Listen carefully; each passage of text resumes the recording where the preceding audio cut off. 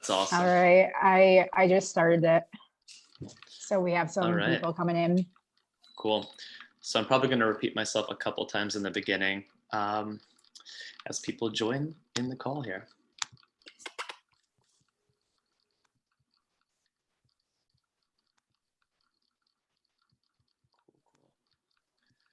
We'll probably wait just a couple minutes as individuals hop in here. Everyone that's attending so far, just letting you know, we're going to wait a couple minutes, but in the meantime, feel free to do some due diligence on Kyle, on Dark Matter, on VisualFizz, whatever you'd like. Start thinking about questions that you'd like to ask him. I'm probably going to repeat that a couple times during this call, or rather this recording, but really excited to get this going.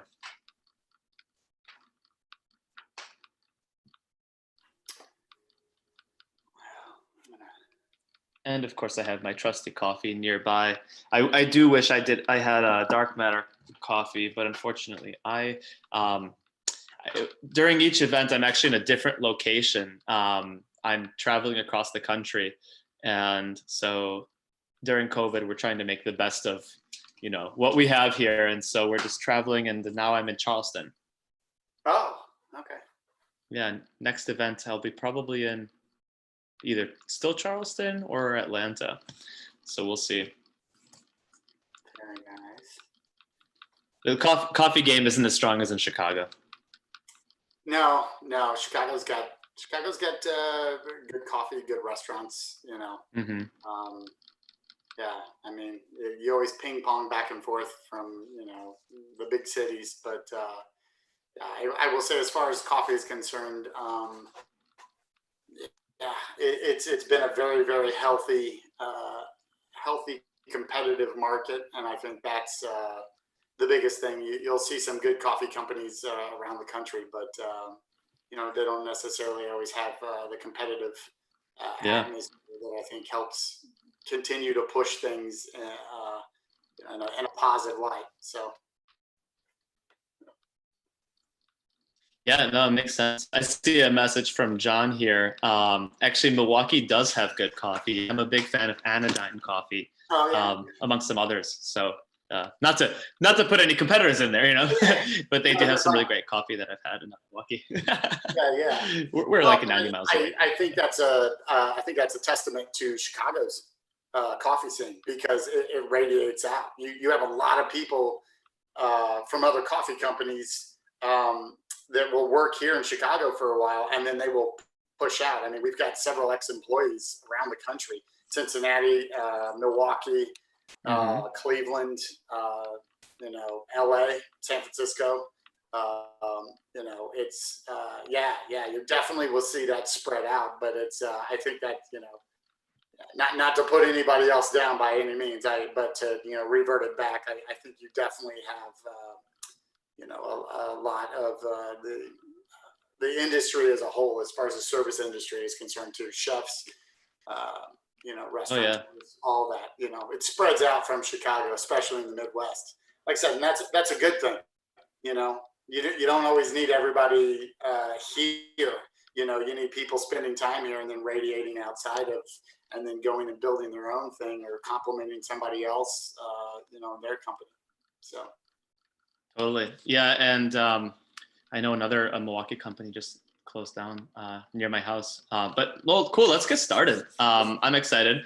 We're a couple minutes in. I think we'll have some people trickling in as they continue. I know Zoom is a little crazy, but just to kind of do another quick introduction, we're speaking with Kyle Hodges, you call it the director of propaganda, right, at Dark Matter. Minister of propaganda. Minister. I'm sorry, Minister of Propaganda, which I love the name, by the way. I mean, I'm glad it's not guru, so that's already a good start. But it is funny, and so it's a great push towards really kind of the openness and fun culture, I think, that Dark Matter as a whole kind of brings to Chicago. Yeah, thank you. That's self-imposed.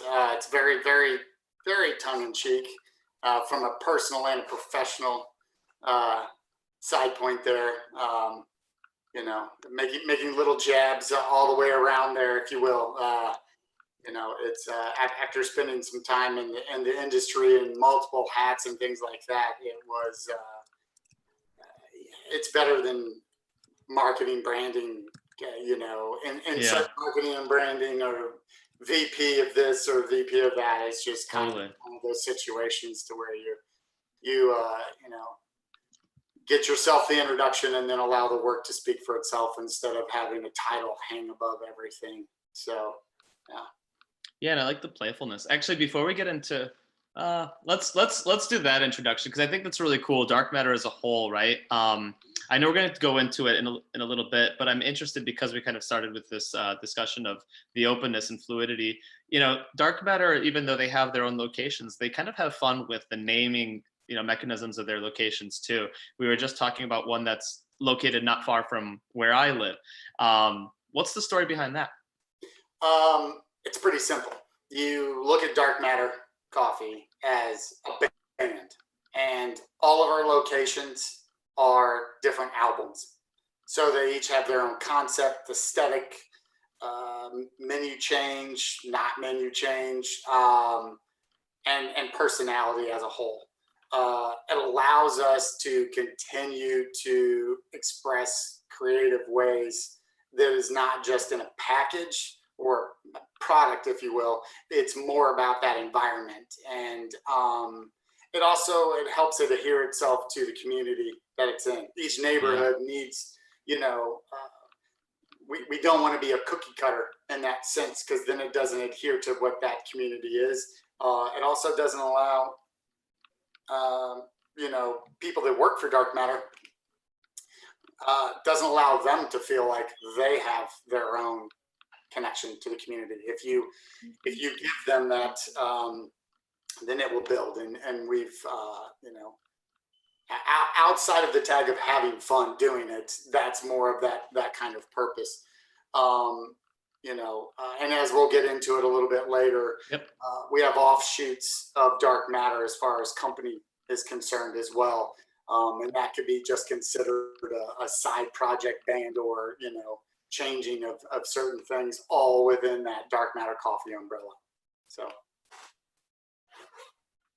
cool. No, that's great. And we'll get into it. I know this was a little bit different than our usual intros, but I was just so interested, I had to ask earlier. So for anyone who hasn't been to a VisualFizz growth series in the past, we used to host these in person. Now the world has changed up quite a bit, and we are now digital. So Kyle and I, we've been connected for quite a while, but we never really got the chance to talk. And I'm really excited about this because I'm a huge coffee fan, as I'm sure most of the individuals watching this are. And I'm really interested to understand where, Kyle comes from, and really get the story around himself, Dark Matter, growth, pivoting during COVID, and so much more. VisualFizz, for anyone who doesn't know, we're a full service digital marketing firm. We have been around for about 4 years now. We work with small businesses, medium-sized businesses, and Fortune 500 companies. And we're really excited to, work on these growth series events, because we talk to industry leaders, marketers, just really fun individuals and people who have accomplished quite a bit. So really excited to have Kyle here on this call and this discussion today. And I'm going to start with really the basic, which is, what was your upbringing like? What really led you to kind of that trajectory that you ended up on? Starting from as young as you want to begin with, up until, let's say, college, when you were starting to make those decisions and kind of form as an adult. Let's see here. Born and raised Martinsville, Indiana. So small town, small mentality. But did a lot of sports and activities growing up as a kid and everything. A fun thing, I think, that music has always been a big part of my life, both personally and professionally.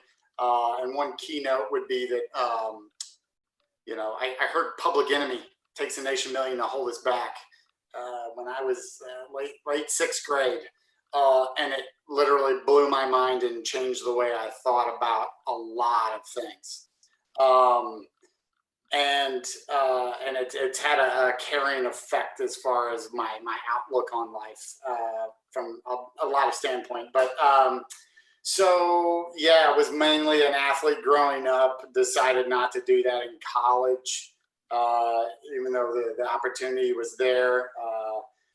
Just went to Indiana University. Was very active at Little 500 in cycling and some IUSF and some event organizations and things. Was studying to be a coach and an English teacher. Decided that like halfway through my junior year, I didn't want to do that. And I got the idea to throw a big party for Little 500. So I just started reaching out to radio stations and bands, and I ended up throwing a big party. It ended up getting me a internship at a Clear Channel station with Q95 and X103 doing radio, which that led a whole different world of like all of a sudden it was just like music. And from multiple standpoints, but also promotions and marketing, I learned that everybody will take something if it's free. So fast forward that led to a couple other internships, also within more radio and other forms of music industry. I ended up graduating, moved to, well, I got to say this, my first job out of college was being attempting at being a mortgage broker. I'm an identical twin. And my identical twin is a finance guy. I'm more of the other side. He happens to also work at Dark Matter, doing our books. That's awesome. Yeah. But I started doing that for like 6 months and hated every minute of it. And then went to work for an agency doing a lot of B2B stuff.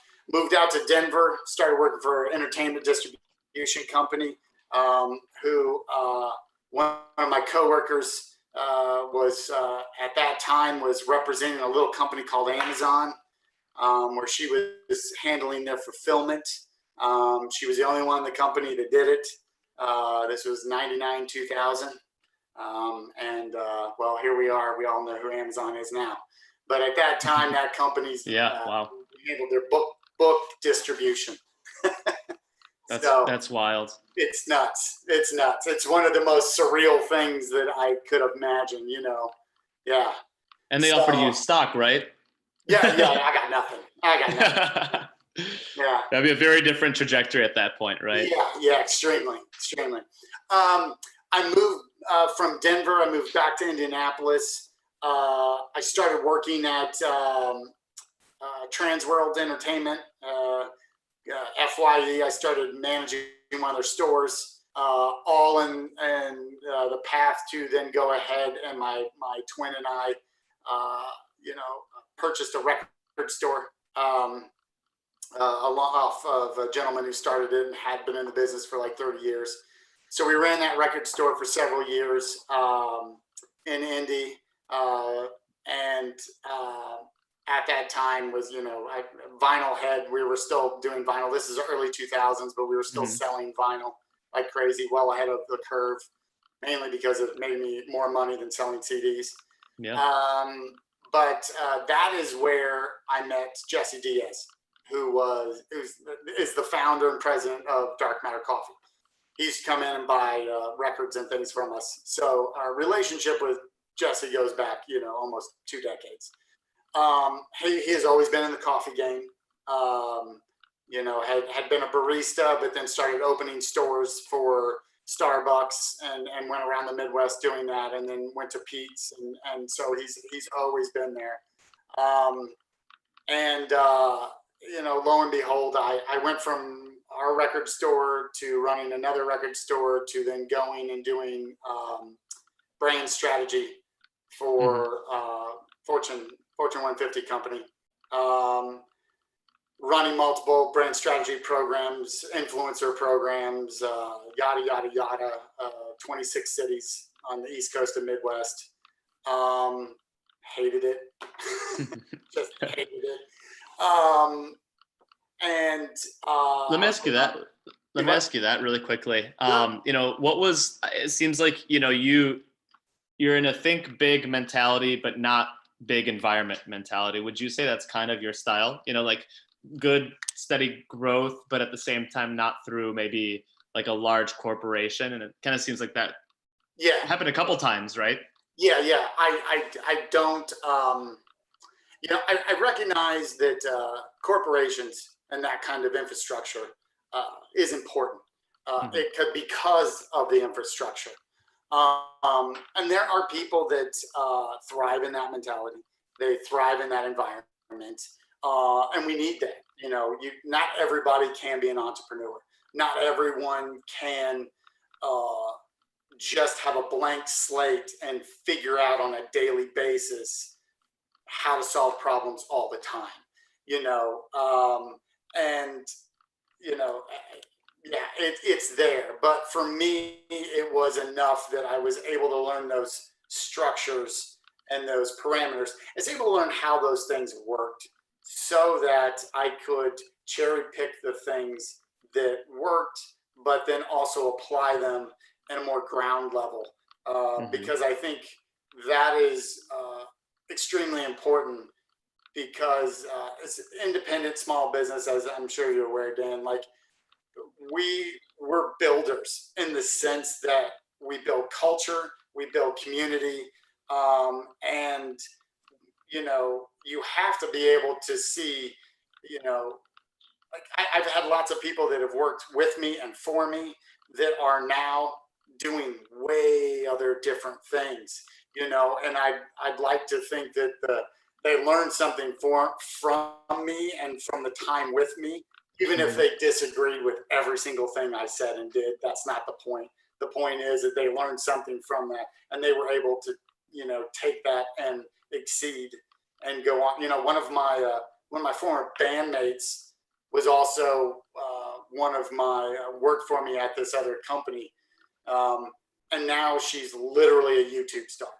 She and her husband and her family have built a massive YouTube following and channel, and it's like, there's no way I could do that personally, but like, by all means, you know, it's one of those things you see your friends strive, you know, and little things like that. You never know what somebody's going to take, you know, from their experience with you and continue on. So, Yeah, and that's a good point. You know, it brings me to kind of two thoughts. The first one is, it seems like through your experience, you know, whether it's through small or large companies, each one is valuable in its own way. And I think that's a lot of what has allowed us to, you know, grow and speak to different levels of organizations, you know, because there's a very different structure from, you know, like a oh my gosh, I can't speak anymore.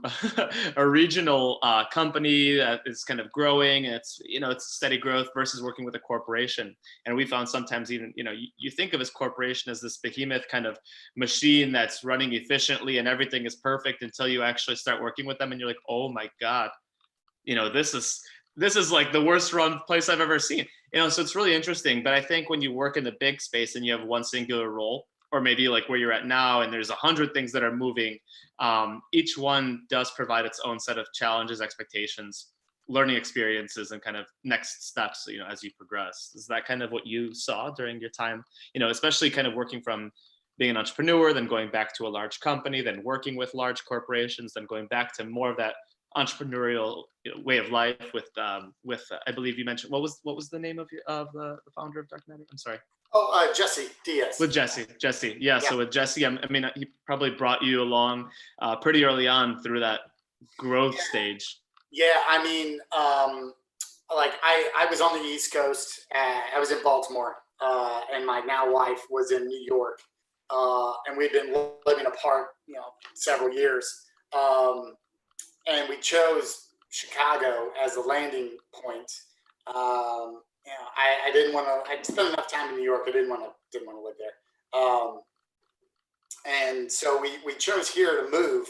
So I moved here with no job. I just quit my job, no job, no place to live. I stayed with a buddy for, 3 weeks while I found a spot.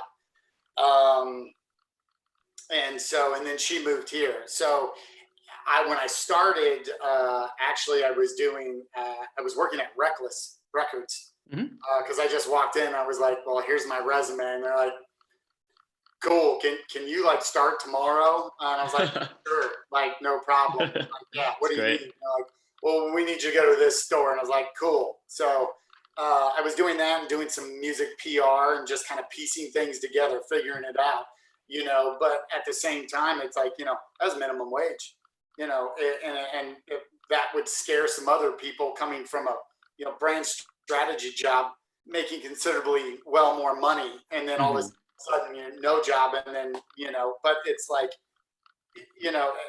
why would that scare you? You gotta make it, So when I came to Dark Matter, 8 months later, I was doing part-time, 3 days a week, minimum wage. But at the same time, we had just opened the mothership. I hadn't even opened it, just acquired the mothership. We're moving everything in there. And it was a situation. It's like, well, what do you going to do? And I was like, well, let's look what you need done. And everything from building the social media to the email to redoing the entire website to establishing what now is our biggest marketing of our limited monthly blend series. That took 6 months to get that off the ground.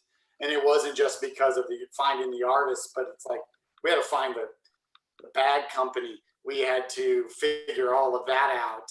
We had to make sure our production was ready to go and do all of that. And, so it was literally, building that all from scratch. And that's where that entrepreneurial mentality came in. It was just like, it wasn't that there was a problem.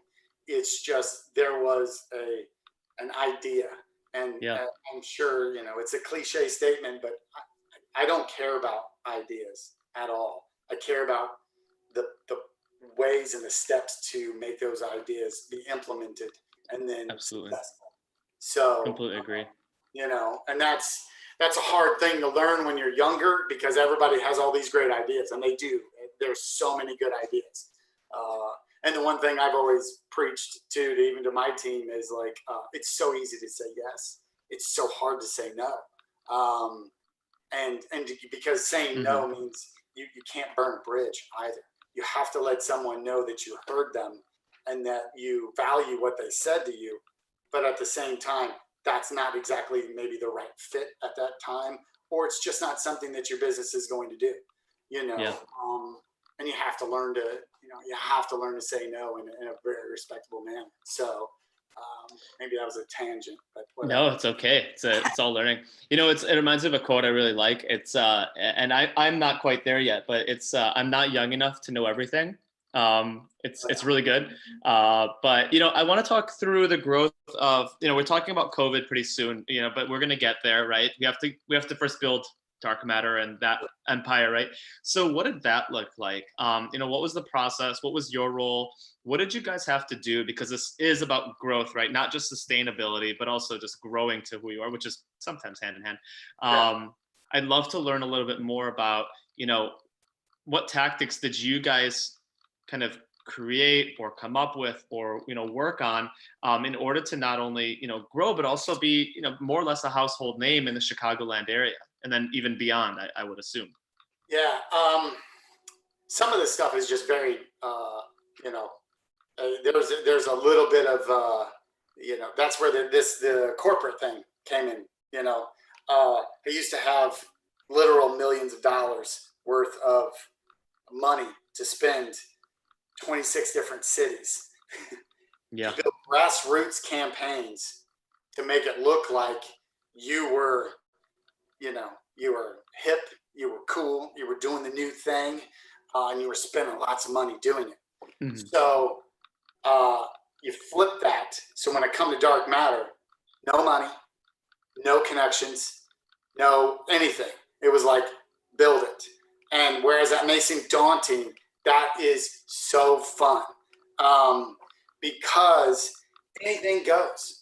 Literally anything goes. And it was the only stipulation we ever had was that it literally had to be fun, because that enabled us to work so hard doing stuff. Totally.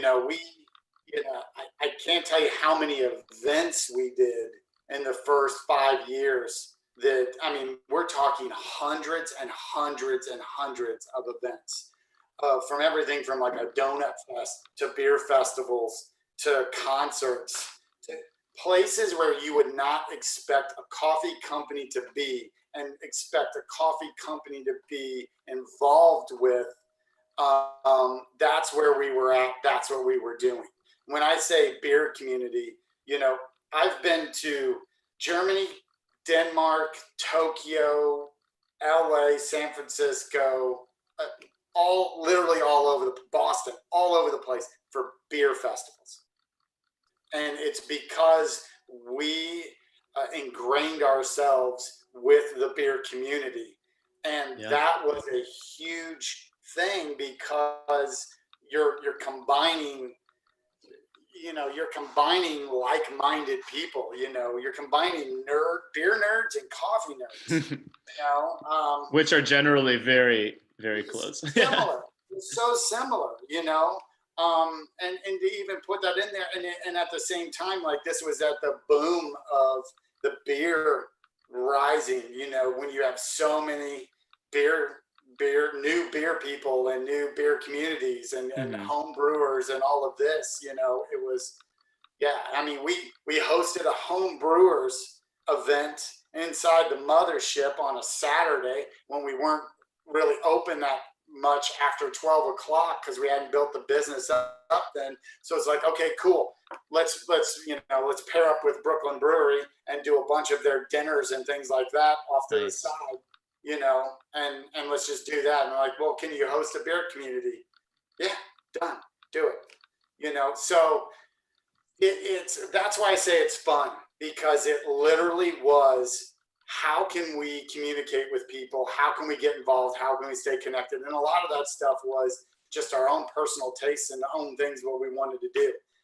That was the easy work. It was long. And when I say easy, I temper that as in, it was long, it was hard. There were tons of man hours involved with that, and tons of talking and communication. We couldn't just sit there, and when we were doing these events, you get people like, why are you here? What are you doing here? And we're like, oh, well, we're in this beer. We've done this many beers. We've paired with this many people. And they're like, oh, I had no idea. We spent, not to jump ahead, but to kind of jump ahead, we spent last year going to different weed events around the country. Why? Because we were going recreational this year in Illinois. Yeah. We're big weed advocates, and we were there. And we had like a brown acid as our coffee cold that has hops in it, or terpenes that are often found and extracted from marijuana. And so we would have these coffees here, and people would come up and they're like, oh, so you got CBD and THC in there? We're like, nope. And like, well, why are you here? And we're like, why don't you try a brown acid? And they would try it, and they're like, this is something I would love to have. Why doesn't it have THC or CBD? And we're like, we're getting there. We're getting there. However, right now we're building a communication and a community within that culture, so that when things do progress on the product line, we're already set up to be there and to do that. So and that's very interesting, because actually one of my favorite coffees when I used to go, visit before COVID and enjoy it sitting down, was Hop City, which is the hops with the coffee, and I love that. It's like subtle beer taste, and that probably, I assume, came from this marriage between the beer community and the coffee community. And it's also inventive. You know, I think that's the big thing that's missing is you can probably have a lot of fun literally inventing, and then have people like myself and many others who are like, this is good. You know, I'm going to buy this. I'm going to buy a growler of this. And a lot of coffee shops that are like, people like coffee. Coffee works. You know, let's give them a spiced latte or like whatever. So I'm a big believer that's like, try it. You know, throw it out there, and there's going to be people who like it. There's always somebody. So I love that idea. Yeah, it's. I mean, innovation and inventing it's paramount to what we're doing. You know, we have gone from putting dry hopping so let me take a step back real quick. So we have branded coffee cold. Okay. So it sounds weird because people, why do you say coffee cold? Our canned iced coffee is heat extracted. So it's not a cold brew. So it doesn't have the same restrictions, doesn't have the same shelf life, doesn't have the same flavor profiles. You know, it's that midway ground between hot coffee and cold brew. It allows us to do things differently. Yeah. So we coined it differently. That's great. But that had dry hops put into that heat extraction process. So we were dry hopping it. But then we took that a step further about 4 years ago, and we started fermenting green coffee down and with our farming partners in Guatemala, first with hops, took hops down there. And then we did yeasts. Sorry, let me rephrase that. We did yeast first, and then we did hops. And now we are literally fermenting green coffee with hops and yeast, just like beer. So we not only did the fun thing and connected with the beer community, but we were also, you know, taking as far as pushing boundaries and pulling the beer community back over to our side as forcefully as we could, and at the same time bucking traditions within the coffee community. Look, there's a love-hate with us within the coffee community. We're boisterous about being weed advocates, about not doing things in a traditional manner, and you know, and I'll be very frank. That's gotten a lot of lovers. That's gotten a lot of haters. That's gotten a lot of people in the middle that don't care about any of that. They just appreciate coffee and what we do with it, and then, you know, that's it, and that's fine too. So you know, it's one of those things. You know, we're not doing this stuff to make sure that we get accolades from a certain community. We're doing that to make sure that we entertain ourselves, because that's the other thing too, is while you're building these brands, you have to be willing to do things on your own terms, and be very cognizant of the fact of not getting caught up in what I call those echo chambers. You know, just because we did a lot of stuff in the beer community, don't get caught up in that echo chamber of realizing that only speaking to that community all the time and doing stuff for them, because then you'll start drinking your own Kool-Aid, and you'll go down a rabbit hole, and you're not going to be inventive. You know, you're going to miss out on other customer bases. Same with the coffee community. Don't play to that coffee community only. You know, don't make sure that you're not just getting those accolades. You know, we don't enter contests. We don't do the barista competitions. We don't exclude any of our baristas in doing that, but like, that's just one of those things where we're just like, you know, your own path. It's just not us. Yeah. That's just not us, you know, and not putting it down by any means, you know, but that's just not what we do. And it's because of those, like I said, those echo chambers. That's my own kind of minister of propaganda, like my tongue in cheek, you know, like stay away from that kind of stuff. You know, it's a slippery slope. It can gain you accolades. It can gain you a fan base, but as quickly, anything acquired quickly leaves just as quick. You know, because social media is a "what have you done for me lately" situation, which does bring kind of a good point in regards to marketing in general. We have not advertised. I think I've done 5 different Instagram or Facebook boosts over the course of being here.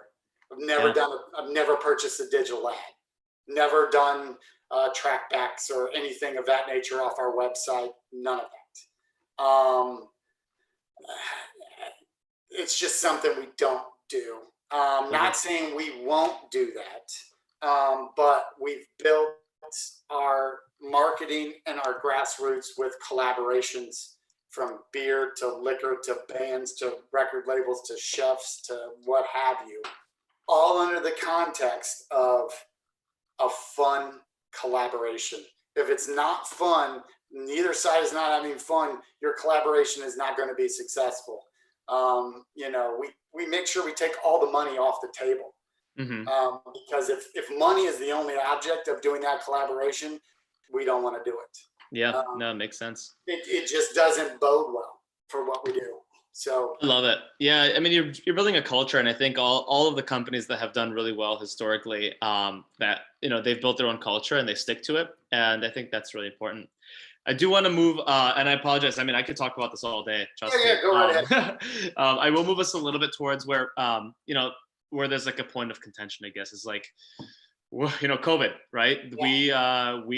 A lot of businesses have died, and a lot of, unfortunately, retail companies have gone away. And I've similar to you, I've been traveling across the country, and I've been to New York and a lot of the big cities that, they're paying $35,000 a month for rent for 300 square feet.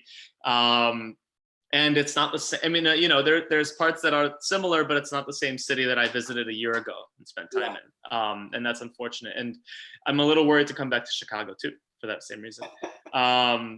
So I want to get an idea, and I will precursor. Anybody that has additional questions, please feel free to send them over to VisualFizz or just on the general chat. At this time, because we have about 10 minutes, so Q&As. But let's talk about COVID. Let's talk about what you guys have done to, at least, I don't know, make the best of the situation, and how you plan to maintain sustainability and maybe even growth during this time. Sure. Well, first and foremost, the number one thing, I think pre-COVID and during COVID right now, it's the same thing. It's the same denominator that you can use against any company, communication.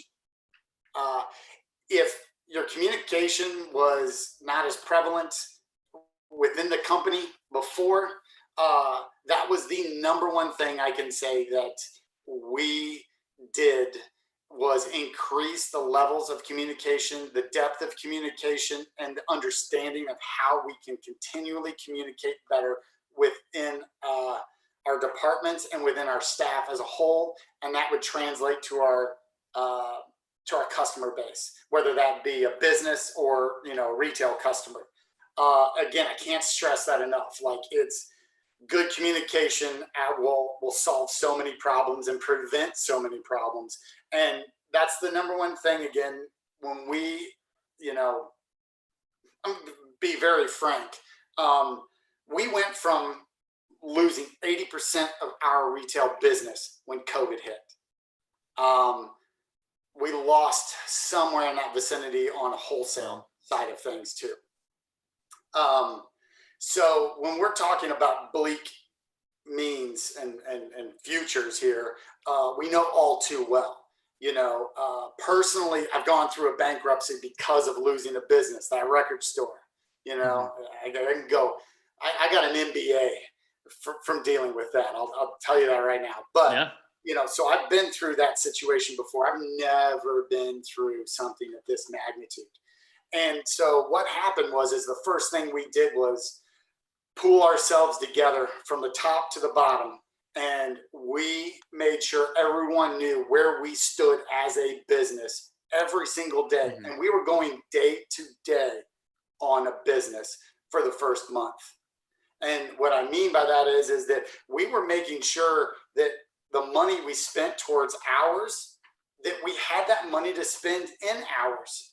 And we were letting everyone know on a literal day by day, hey, this is the hours we have. We can do this, we can do that, but we're going to work with everybody. And at the same time, we also made sure that our ears were open and that we were allowing people who did not feel comfortable in their environment and working through this, that they were allowed to do what they felt best. If they needed to stay home, they stayed home. They kept their job, and in fact, we actually paid for everyone's healthcare in the company for the first 90 days because that's all we could afford to do. But whether you worked an hour or whether you worked 0 hours or as many hours as you could get, your healthcare was paid. You weren't penalized for not feeling safe in that environment. But that's where that communication comes in. We can communicate structure and ways to navigate this business, but unless we were also listening to how our employees and everyone was, communicating back to us, it's a two-way street. So that's first and foremost. Like, things got better. We were able to navigate and do things because of that communication. But that also translated to customers. We were making sure that we were communicating to customers what we were doing, how we were doing it. You have a dynamic shift of on your social media of like, hey, this is the cool thing, to guess what? Here's our rules. Here's where we're going to keep our employees safe. And guess what? You safe too as a customer, whether you like it or not. This is a rule, and so again, like, that is that number one thing that we rolled our sleeves up, and it has helped us throughout this entire time, because we're already starting to see, because of the cold weather, this freakish warm weather that's happening in Chicago. Dan, you're not experiencing this, but it's like 70 I'm not. It's I know. Crazy. So, but that's, false positive there. It's not going to be that way for the next couple of weeks, and so we also have to anticipate how we're going to communicate with staff and with people, because the cases are rising, 100,000 confirmed COVID cases yesterday in the United States. That's going to trickle down, it's going to affect you. And so we've had procedures in place, and those procedures are fluid in the sense that, like, we have to be able to pivot and maintain how we're dealing with the situation given the circumstances at that time, and again, that all goes back around to the communication. If we didn't have that communication in there, we would not be able to pivot one way or the other. A couple of real quick key things that we did to stay afloat. We reached out to our community of artists that we had worked with, and we recognized that if we're hurting this bad, our community is hurting this bad. So what we did is we literally went down to the boxes in the basement where we had extra bags, because we save all these extra bags as, fun time stuff. And we dug out everything we possibly could from years back. And then on top of that, we reached out to everyone who was associated with that bag and said, listen, we'd like to release this bag, whether it's 16 of them or we have 100 of them in backstock. We'd like to release this bag. A, are you cool with that? B, can we help you with anything from this bag release? And then C, would you promote it? And the response was overwhelming, and so we did that. That allowed us to go ahead and sell things that weren't normally going to be sold, and allowed us to use up things and not spend more money to make more money. We had to use our resources. At the same time, we were also sitting on a Chicago Bulls bag that we're not allowed to sell outside of United Center because of contractually. Well, guess what? That did not mean that we could not give those bags to our artist friends and allow them to utilize that with some of their artwork. So then we started giving, spreading that love around. We counted how many bags we had. We reached out to I forget how many dozens of artists. And we said, here, we got 10 bags for you.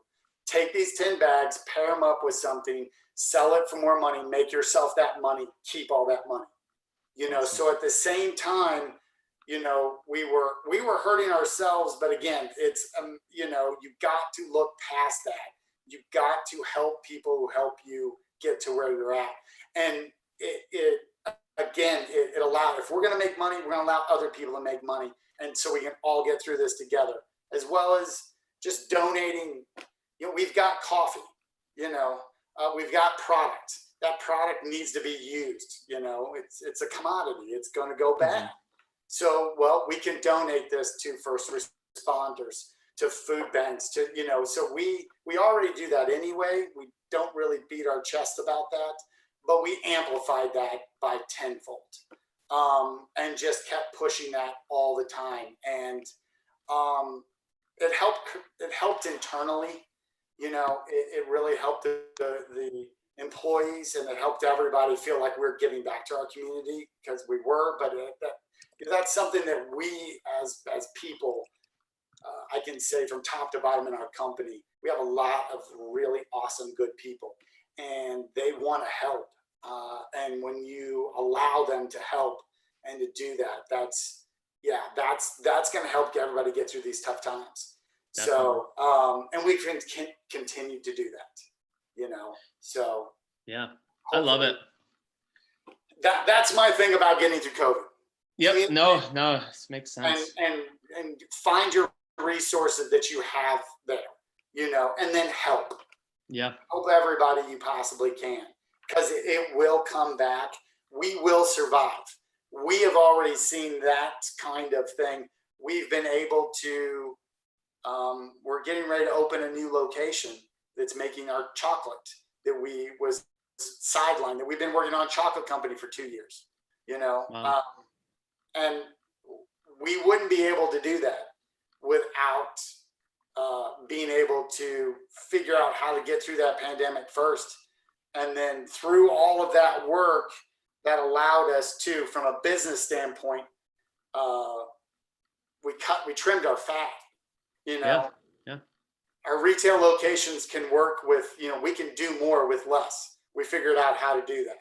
Keep people safe, keep customers safe, and at the same time, stay open, abbreviated hours, reduced menus, do this, do that. We figured that stuff out. That allowed us to be more efficient.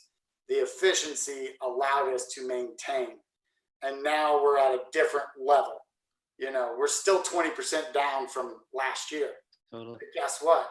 That we're able to work within that, you know, that 20% down, that's way down. That's not bad. Yeah.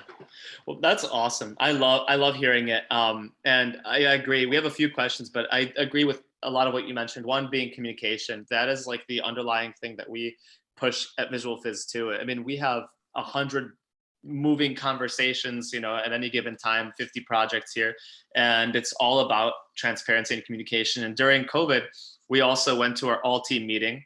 You know, we're a hybrid of full-time and non-full-time employees, and that's actually helped us be sustainable, is figuring out and kind of trimming the fat. And that was actually something we did 4 years ago, and you know, that's allowed us to grow. But maintaining communication, something we haven't done we've always done in the past, but we did an all-team meeting, including every single contract employee, right? There's no companies that involve all of their contract employees, their full-time employees, and anybody who spent an hour with us or 1,000 hours. And we told them, this year, you know, we're actually growing in 2020, next year trajectories and all this information. And you know, we never got this response before, but they're like, thank you for the transparency. Like, we feel that we're invested in your company more than any other, you know, company that works with us, because you told us everything. Like, you brought it on the table. So I totally agree with you there. And then the second thing is, I'm excited to try your chocolate, you know, beyond that. Right? Yeah. I mean, I can give you a real brief synopsis. It's the same concept as our coffee. Small farmer, direct from the farmer to us. Funky fermentations, dark chocolate, 2 ingredients, cocoa, sugar. That's it. Beautiful. Like I said, we've been working on it for little over 2 years. Caravan Sarai that we opened in February. That was our first menu that had drinking chocolate and featured the chocolate that we're going to be making. So it's called Sleepwalk. So it's kind of a side band, if you will, going back to that band concept. So yeah, we're literally right now fighting with a rail company trying to get some of our equipment that was supposed to be here last year or last. Oh man. Well, yeah, good luck. They're like, they keep giving us a runaround. We're like, no man, it was supposed to be here a week ago. I want the chocolate.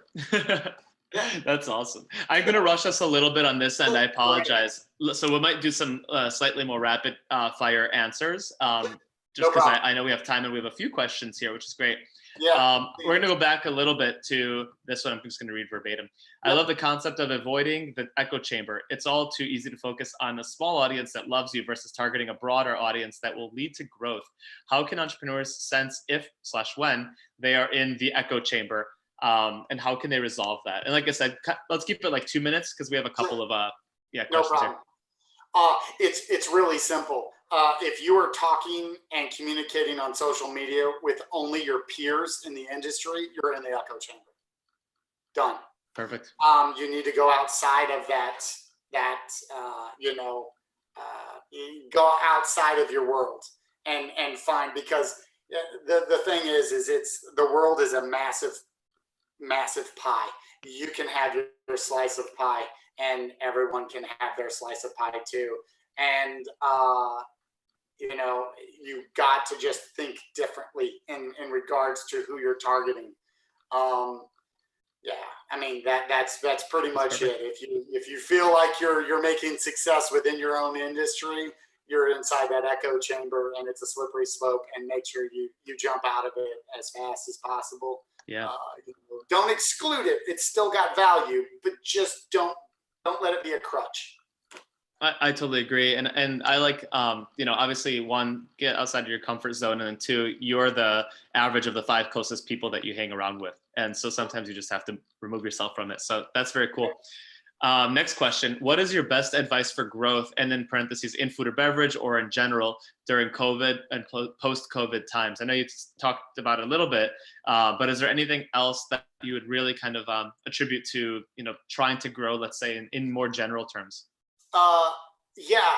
Efficiency, overhead, reduce overhead.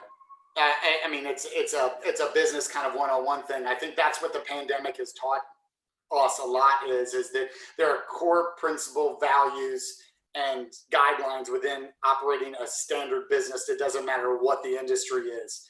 And number one in that is your overhead. How much are you spending to keep the lights on? And that overhead has to be reduced as much as possible, and your efficiency has to be increased as much as possible.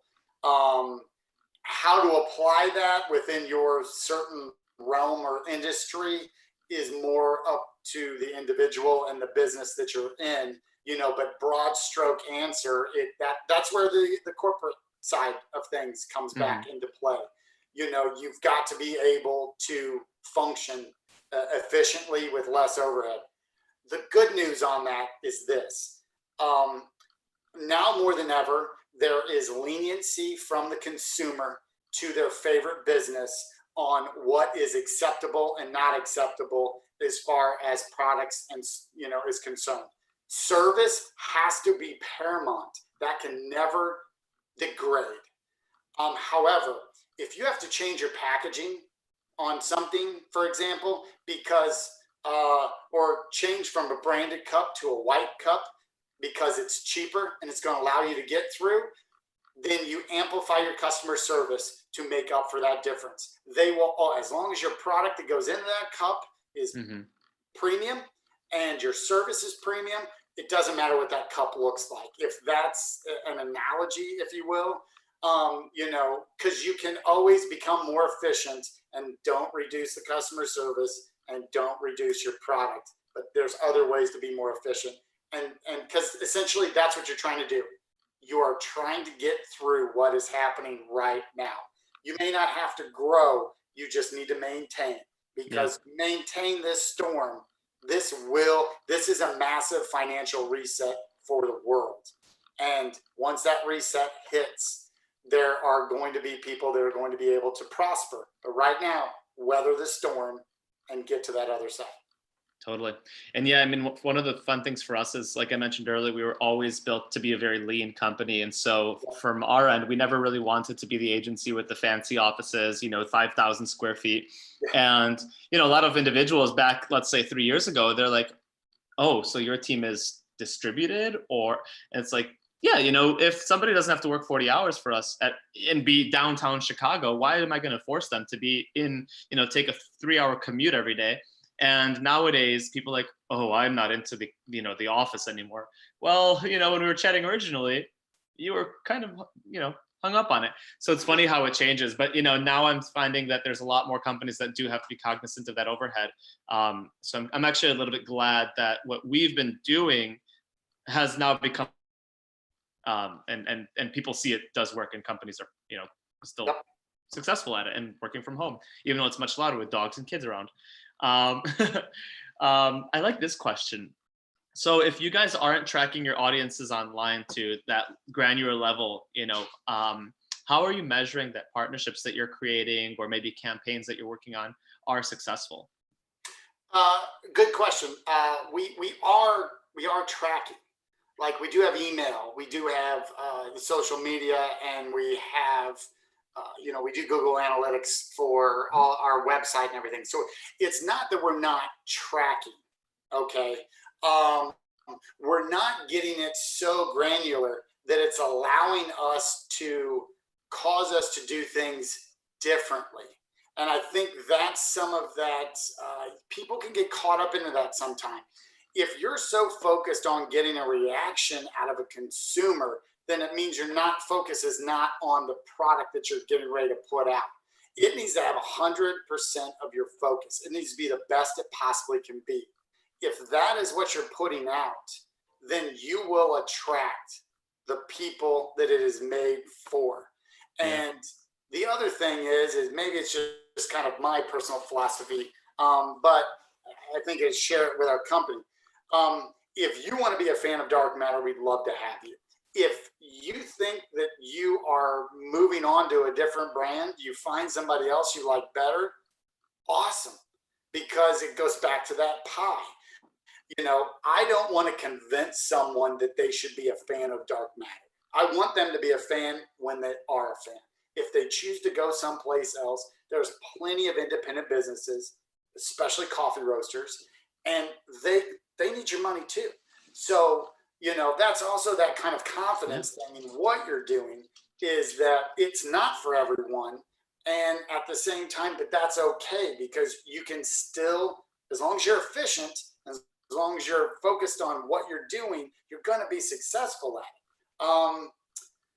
I hope that kind of answers that question too. I mean, again, we are still aware of who our consumers are. We still are aware of what we're doing. We still listen a lot. Mm-hmm. We're just not so focused on all the granular stuff as much, that where it's going to detract what we're doing.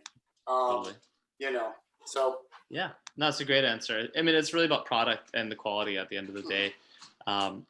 Awesome. So that was about our hour here. I really enjoyed this conversation. I think we could easily go 2 hours, but I'm not going to make you do that. But we'll have to do it over coffee. Yeah. Well, we'll definitely have to grab coffee again. For anybody listening now or in the future, I just want to, once again, thank you for attending the growth series, listening or reading. We do transcript everything at the end as well. It will be posted on visualfizz.com/growth-series. And we will be posting everything on social media, email, etc. Generally about 1 to 2 weeks after this discussion. Kyle, I really appreciate your time. For anyone, definitely, if you haven't checked out Dark Matter Coffee locations, you should. They're very fun. I think I've been to at least half, but I think I have to go to more. I have to see them all. So when I'm back in Chicago, we'll have to talk coffee.